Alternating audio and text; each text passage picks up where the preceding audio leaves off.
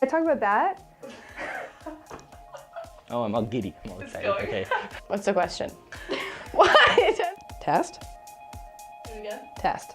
People can't take that seriously. Do you want me to go first? Yes, please. Okay, I'll go Keep first. going.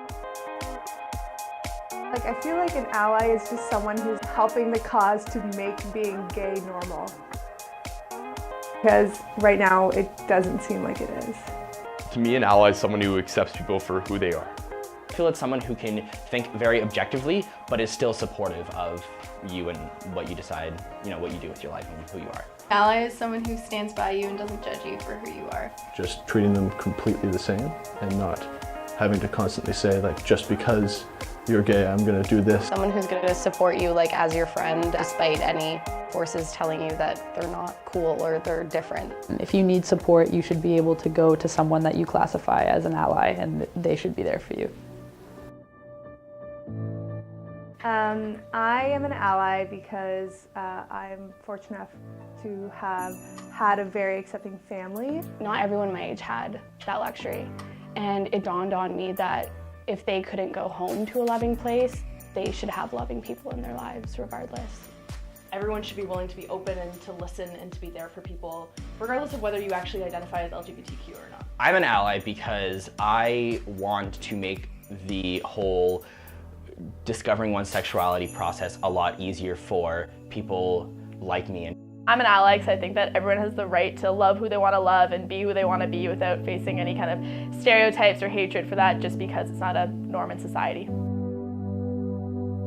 One thing I used to do, I used to say the word fag a lot and not realizing, how much that would hurt someone.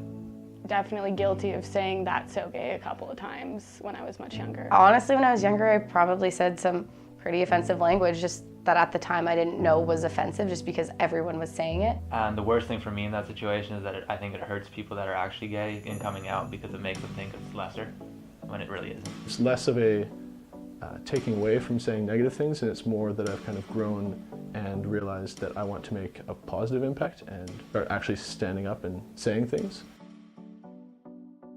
It's just been easier for people who didn't feel accepted in high school, now feel like they can Yeah. be here at Queen's. In high school, you're confined to a classroom and you're confined to being with the same group of people day in and day out. And the difference with the university is you get to choose who you surround yourself with.